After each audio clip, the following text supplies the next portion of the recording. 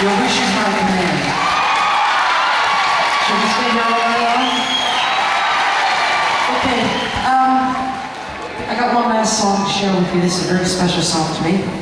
It is written as a tribute to the guy who I say is the reason why I do what I do, and his name is Elvis Presley. Just want to talk with you briefly why it is so important to me. It starts off in Detroit. I'm 5 years old. I'm watching television with one of my teenage sisters. On comes Elvis Presley. He sings "Don't Be Cruel." My sister starts screaming. I'm watching the TV and he goes, and I had my first sexual thrill. Because I didn't know what it was at 5 years old. I found out later. Anyway, while I'm involved in that, in comes my dad. He looks at the screen, he looks at us, and he says, "Disgusting," and he switches it off. And at that moment, that's when I decided I was going to be like Elvis Presley. So, and he's been sitting on my shoulder my entire life. Just to tell you about a string of coincidences. 14 years old, I start my first band. We do loads of Elvis covers. 18, I'm back down. What's that noise? What's that noise up there? I don't know what it is. It must be Elvis. Hello? It must be Elvis. Sorry, did I say something? Thank you.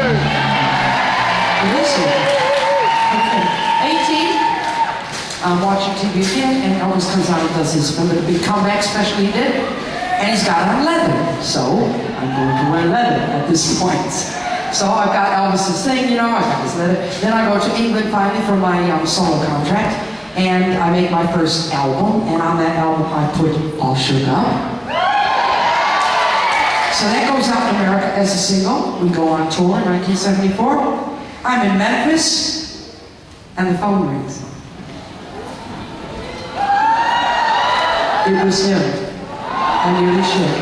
I could not believe he went, "Oh." He said, out of sync, he said, "Hi, this is Elvis," like I didn't know who it was. He said, "I just heard your version of "All Shook Up." Oh. And I think it's the best since my own. Oh. How'd y'all like to come to Graceland? Oh. And so I said, "No, thank you." I did. It's followed me around my entire life. The reason is because I was not ready to meet my hero, and I thought I'd get another chance, but I didn't.